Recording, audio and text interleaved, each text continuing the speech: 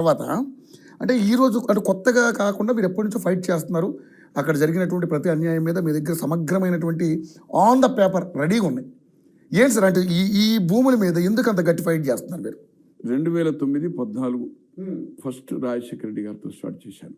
రాజశేఖర రెడ్డి గారితో నేను నా దృష్టికి యాక్చువల్గా చెప్పాలంటే అతనికి నాకు కన్ఫంట్రేషన్ ఎక్కడ జరిగిందంటే 94లో రామారావు గారు డిసెంబర్ 3వ ముఖ్యమంత్రి, 83లో అయ్యాడు, 84లో అయ్యాడు, 85లో 4వ ముఖ్యమంత్రి కాబోతుంది.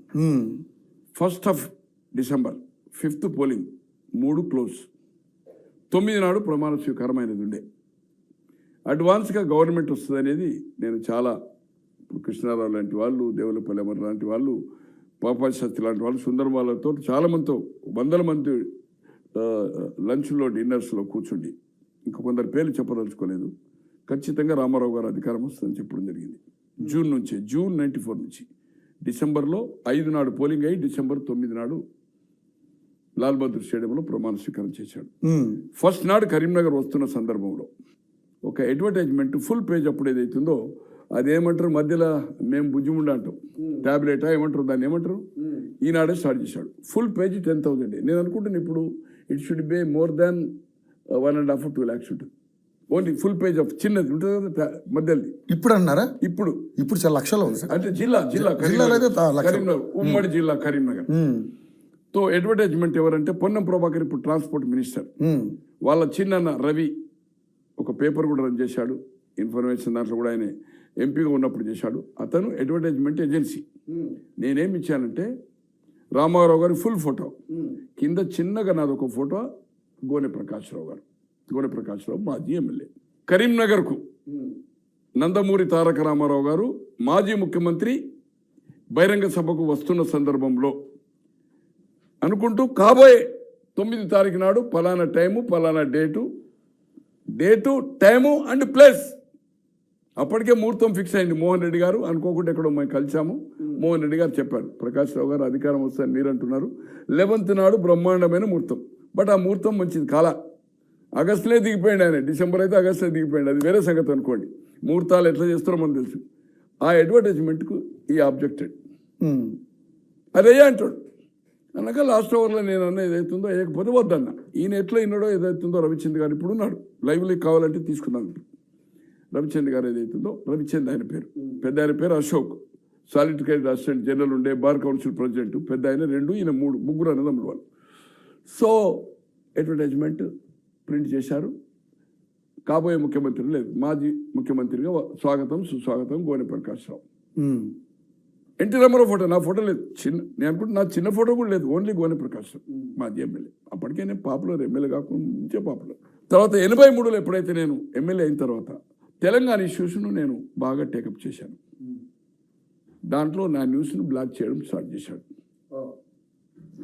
అంటే వీడు నాగుంబాము, వీనికి పాలు పోస్తే రేపు ప్రమాదం ఉంటుంది అనే పద్ధతిలో. అది ఏంటంటే ఇవాళ అసెంబ్లీ రికార్డ్స్లో ఉంది, ఏమేమి మాట్లాడాను, క్వశ్చన్స్ మీద, బడ్జెట్ మీద ఏం మాట్లాడాను, చాలా ఇష్యూస్ మీద. సో డిఫర్ అయ్యాం మేము రామారావు గారితో. మేనకా గాంధీ ఎలాగైతే చెప్పారు, స్మాలర్ స్టేట్ కాన్ఫరెన్స్ అనుకున్నాము. తెలంగాణ విడిపోవడం ఇష్టం లేకుండే రామోజీరావు గారికి, ఎందుకంటే తన ఎస్టేట్కి అప్పటికి ఇంత పెరగల, స్టూడియో లేదు. అదొక ఇన్సిడెంట్. తర్వాత 94 జరిగింది. 98లో దాసరి నారాయణరావు గారితో ఒక మీటింగ్ పెట్టాను నేను. ఆయన ఒక పార్టీ పెట్టి వైండప్ చేశాడు అనుకోండి, నవంబర్కు మళ్ళీ వితిన్ 1 monthలో. ఆ పార్టీకి ఎక్సర్సైజ్గా కొప్పులీశ్వర్ అని ఇప్పుడే మంత్రి ఉండే, మొన్నటి వరకు 6 సార్లు ఎమ్మెల్యే ఉండే, ఆయన ఆధ్వర్యంలో గోదావరి కేంద్రంలో నా నేటివ్ ప్లేస్ పక్కకి అనుకోండి బ్రహ్మాండమైన మీటింగ్, ఒక 10,000 మీటింగ్ దాసన్నారు. అంటే రాబోయే రోజుల్లో ఆల్టర్నేటివ్ కమ్మారెడ్డియే కాదు, అదర్ కమ్యూనిటీ కూడా ఈ రాష్ట్రంలో ఉంది, సామాజిక న్యాయం జరగాలనే కాన్సెప్ట్ తోటి ఏదైతుందో దాసరి నారాయణరావు గారి మీటింగ్. అక్కడ నుంచి కరీంనగర్, అక్కడ 4 గంటలకు, కరీంనగర్లో 7 గంటలకు. అడ్వర్టైజ్మెంట్ తీసుకోలేదు దాసరి నారాయణరావు, తీసుకోలేదు. అప్పటికి వాళ్ళిద్దరికి కన్ఫంట్రేషన్ ఉంది. సితారా అండ్ ఈనాడులో సినిమా మ్యాగజైన్ ఆయనది. Sitara is the popular number 1 and Jyothi Chitra, ఇంకోటి హెరాల్డ్ అని అవన్నీ బంద్ అయినాయి. 2 డామినేట్ చేశాయి, 2 బాగా సర్క్యులేషన్. అప్పుడు కేఎల్ఎన్ ప్రసాద్ గారు నడుపుతున్నారు ఆంధ్రజ్యోతి, ఆ 2 ఇప్పుడు క్లోజ్ అయినాయి అనుకోండి. సో దాంట్లో కూడా దాసరి నారాయణరావు ఉంటే కట్టు, పేరు కూడా రాయడం లేదు. 100 days ప్రేమాభిషేకం అయింది అనుకోండి, 100 days అందరిది వస్తుంది, దాసరి నారాయణరావు ఫోటో కట్టు. వాళ్ళిద్దరికి ఏదో తేడా వచ్చింది. షూటింగ్లా మన్నా మశానమా ఏదో పేపరో ఏదో సినిమాలు తీసిండా ఏదో మొత్తానికి. తర్వాత మళ్ళా ఒకటయ్యారు. క్రానికల్కు ఆయనకు గొడవైంది వెంకటరామరెడ్డి గారికి. అలాగే వార్త సాంఘికైతే పక్క భూములతోటి పెద్ద బార్ అంటే ఒక యుద్ధం, మహాభారతం యుద్ధం లెక్క, కౌరవులు పాండవులు లెక్క పోటాపోటీగా నా న్యూస్ని బ్లాక్ చేశాడు. కానీ ఏ మాటకు ఆ మాట 83లో అంటే ఎమ్మెల్యే వరకు రామోజీరావు గారితో మేము మేనకా గాంధీ 21-22 నవంబర్ ఆఫ్ 82 నిర్మల్ టూర్లో ఉన్నాడు రామారావు గారు. ఎలక్షన్ ముందస్తు ఎన్నికైంది.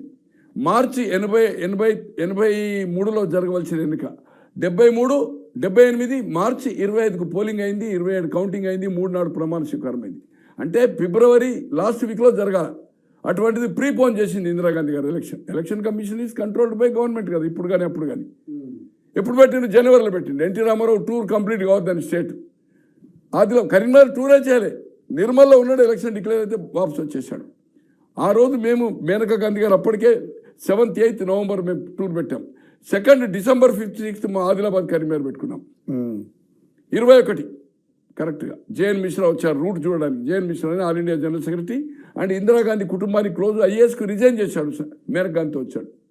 అనుకోకుండా ఎలక్షన్ షెడ్యూల్ ఇష్యూ అయింది. షెడ్యూల్ మొదలైతే నోటిఫికేషన్ నుంచి నామినేషన్ ఉంటుంది. అప్పుడు కోడ్ ఏదైతుందో షెడ్యూల్ నుంచి కాదు, నోటిఫికేషన్ నుంచి 7 రోజులు nomination, 8th day scrutiny, 9th 10th withdraws, 20 రోజులు క్యాంపెయిన్ టైం. 20 రోజులు అంటే 18 రోజులు. 19వ రోజు క్యాంపెయిన్ ఉండదు, 20 రోజు పోలింగ్ అవుతుంది. स्टेट अवे వచ్చినాం. प्रकाश अपन लड़ने का इलेक्शन टूर कंप्लीट नहीं हो गए, मार्च हो गए तो अपन लड़ते थे. अब क्या करना है? रामाराव जी से अलायंस कर लेंगे, कैसा उनको मिलना.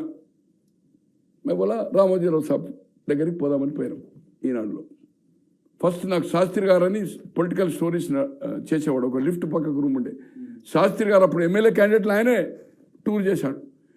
ఈనాడు ఏదైతుందో తెలంగాణ ప్రాంతంలో దాదాపు ఒక 50-60 మందిని ఈనాడు పికప్ చేసింది. దానిలో శాస్త్రి గారు కీ రోల్. ఇలా జీవన్ రెడ్డి గారు బతుకున్నాడు. శాస్త్రి గారికి లాస్ట్ అవర్లో జీవన్ రెడ్డి గారు వచ్చారు. ఎన్టీ రామారావు కలిస్తే అప్పుడు డైరీలో రాసేవారు రామకృష్ణుడు. వీళ్ళు కొమ్మిరెడ్డి రామరావు చనిపోయాడు ఎక్స్ఎమ్మెల్యే.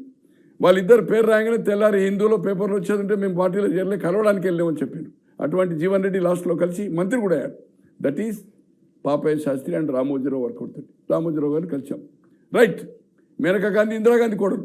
ఈయన ఇందిరాగాంధీ కాంగ్రెస్కి వ్యతిరేకంగా, అప్పటికే కాంగ్రెస్కి వ్యతిరేకంగా, ఎమర్జెన్సీ నుంచి వ్యతిరేకంగా అయ్యాడు. పెట్టడం పేపర్ పెట్టడం వెంగళరావు గారి సపోర్ట్తో. బట్ కాంగ్రెస్కి బద్ద వ్యతిరేక తయారయ్యాడు. కోర్టు కూడా అఫిడేవిట్ ఇచ్చాడు. 23 జనవరి 5 నాడు ఏ పేపర్ అటు ఇవ్వది, ఎవరైనా ప్రకటన ఇస్తే ఇస్తుంది, అడ్వర్టైజ్మెంట్లు ఇస్తుంది. మేనేజ్మెంట్ తెలుగుదేశానికి సైకిల్ గుర్తు కోటేయమని బ్యానర్ వేయటం. నా దగ్గర పేపర్ ఉంది. 5th జనవరి 83. అంటే అంత ఓపెన్ సపోర్ట్ చేశాడు. ఆ రోజు ఎన్టీ రామారావుతో టైం ఇప్పించాడు. మేము పోయి కలిసాము హ్యాబిట్స్లో. మేనకా గాంధీ గారు 4th వచ్చింది, డిసెంబర్ 4th. 5th నాడు టూర్.